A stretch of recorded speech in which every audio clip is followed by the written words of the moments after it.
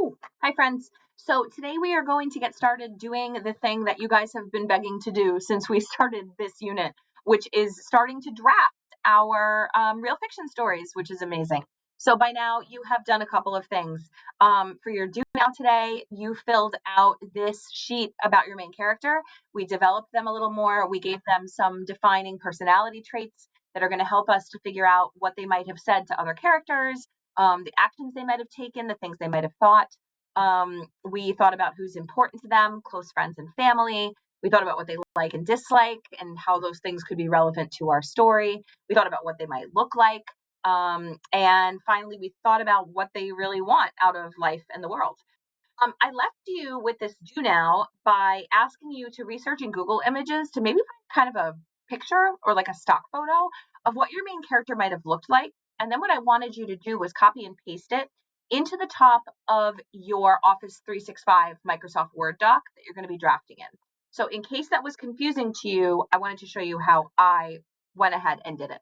So I Googled picture of girl in ancient Rome, as you can see, and I came across this picture, which I thought was pretty cool. And I noticed she has dark hair and she has she's a regular kid. She's not wearing like a fancy sort of aristocratic, which means like a fancy dress um, that someone who's royalty might wear. She's a regular kid. So when I clicked on this image, it took me to this website, and this website is definitely like not a place I would necessarily go for research. It's got ads and a bunch of stuff, but it does have this picture.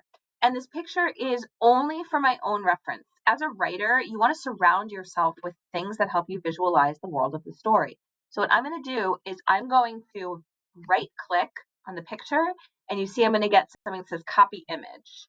I'm going to click that and hope that when I go back to my Word document that I've opened, that I can click on it and hit Control V, and that it will dump the picture into my document, which it has. So this becomes the top of your document. Speaking of, you want to name your document something that makes sense. I'm going to call it Real Fiction Draft so that I can easily find it when I need it. I want you all to do this in Office 365 today, logging in with your SIA email, just because it's much, much easier for me to find the drafts when they have been shared with me. And sometime in the next week, you're going to be done drafting and you're going to need to share yours with me. So I want to know that it's coming to me through my school email. Okay. So the first thing you're going to want to do is you're going to want to make sure you have your timeline open next to you. You are going to make sure you have your sheet with all your character development stuff open next to you. And these are going to help you remember your plan for your story. So we don't just want to start writing like we never made any plans in the first place, because then that's when our stories get too long, they get out of control, and they become something that's kind of like a wild animal. It goes where it wants, it doesn't pay attention to directions, and we don't want that. We want to know that we've already done a ton of thinking before we started this process in the first place, and that our ideas were good, and they're going to help us to keep it in control and in the amount of pages that we have, which is anywhere between probably 4 to 10. Again, some stories are going to be longer than others. So the first thing you're going to do is think of what were your Writer's Gym goals for personal narrative. So if your Writer's Gym goals for personal narrative were paragraphs, you're going to make sure that you are starting right off the bat in your intro, being aware that the tab space means indent, and that's how you start a new paragraph, away from the left side margin. If your goals were detail variety, I recommend starting with an inner thought or starting with a piece of dialogue, because that is going to force detail variety as a pattern through your piece. If your goals were sentence fluency, I am going to recommend that every couple of sentences you stop and then you reread what you've written and make sure you don't have anything that's too long or too short. If your goals were mechanics, I'm going to recommend the same thing. Go back and reread and pay attention to punctuation, capitalization, homophone spelling, etc. After each paragraph, go and give it a spell check. And that way you don't have to worry about doing it all at the very end. Again, this is just a draft, but more aware of these things we are while we draft, the better off we are. Okay, so in my timeline, I see that my first point says that Claudia is at the market with her mother and she's really impatient. She's working on something that she wants to do at home. She was creating a painting, and she doesn't want to be doing errands right now. Like, that makes total sense to me. I never wanted to go to the store with my mother. It was so boring. So what I'm going to do is, because my goal is detail variety, I'm going to start off by putting in italics the first thing in my story. I'm going to introduce Claudia to my reader, is giving her an inner thought. Okay. And it's a draft. I might look this up later. Maybe she wouldn't say something like this. I wish they would just hurry up already. Okay. And then she's going to say, I thought to myself. Okay. And then her mother's going to talk here. Okay. Claudia, would you please, obviously they're speaking in English because I know English and I'll speak Latin, so I can't have her speak Latin. Would you please go and get the, go and get the fish. Okay, I looked that up. That's something they would have eaten. My mother, what? I've already told you, whenever I type on these videos, it's really bad. My mother asked me as she slowly looked over 3 identical lemons to see which one was best. Okay, so I'm putting this hint in that she's looking slowly, so it seems like Claudia is really impatient. Okay. My brother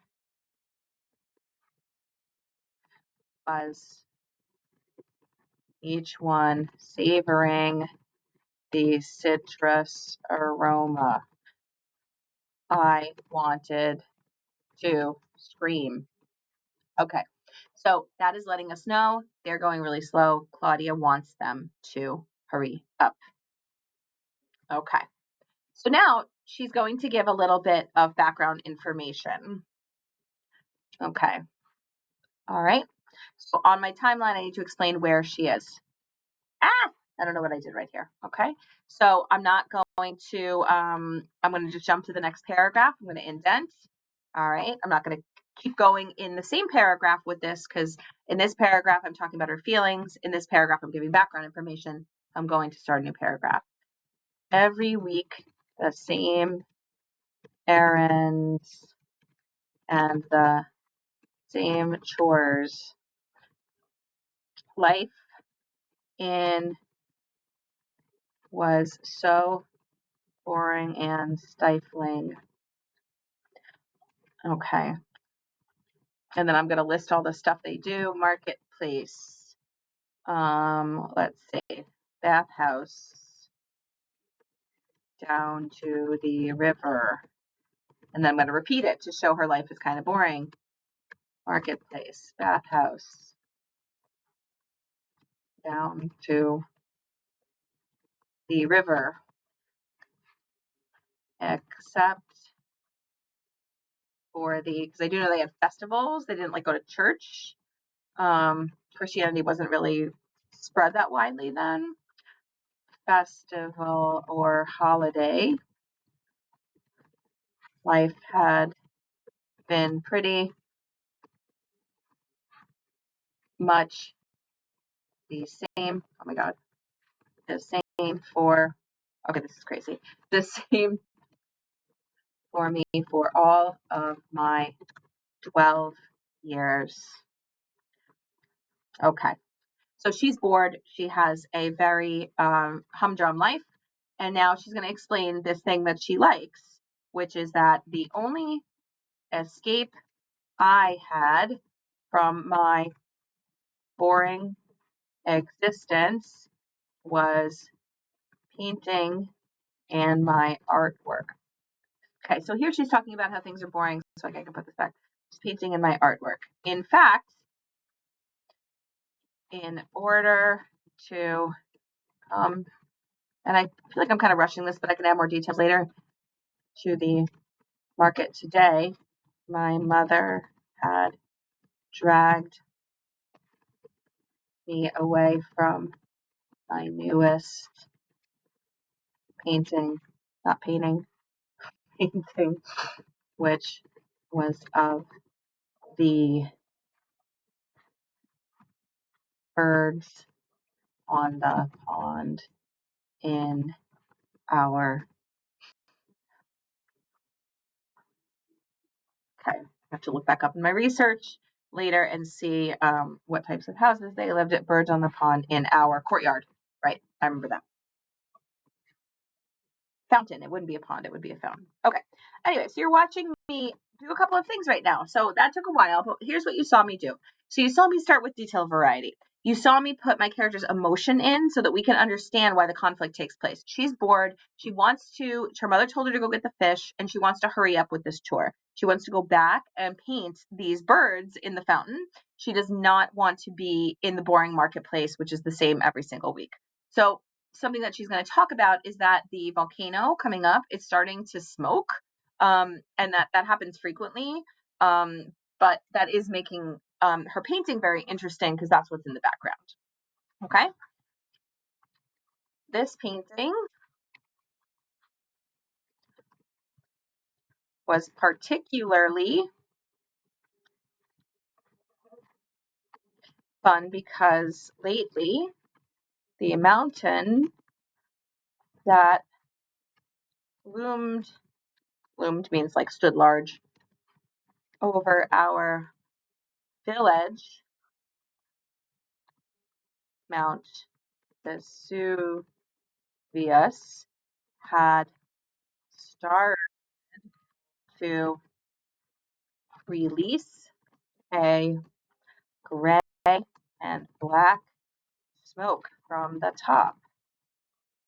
Most people thought it was one of the gods, because remember, this was like a pagan society. So they, and she's a commoner. She's not like, like educated. She doesn't go to school. Getting angry with some of the local, I don't know what I'm saying, merchants. I know that word. Some of the local merchants, but a few others said that there might be a volcano about to erupt. Okay, so this is my intro, all right? In it, I stuck, thank you for hanging in there with me. I just wanted you to see, it's short, okay? So there's only a couple of paragraphs. I can elaborate later. I explain. Her life is boring. Her mother is sending her off to go get fish, okay? I'm going to continue on to now put us back into the story with some detail variety. I've given enough of this. She's going to talk back to her mother and say, fine. I sighed impatiently, heading off towards the fish stall. And Claudia, my mother, called after me. Yes. Hang on. Yes. I replied. Don't get lost this time. I remember mother say, don't daydream and get lost this time. This time. Okay. All right. So then she's going to go ahead, she's going to get lost, and then all of a sudden there's going to be like fire pouring out of the sky. Okay. So that's my intro, and you can see there's detail variety and there's also background information. Here is my girl. You can even see this is like kind of like the moment, who the main character, that she turns around and maybe says to her mom, like, what? And her mother's like, don't get lost this time. And then I'll continue this to show that she does, in fact, she's rushing so much and thinking about her painting that she does get lost. And then pretty soon, within a paragraph or two, the volcano is going to erupt. All right. So thank you so much. And I hope that you have a great time beginning your draft.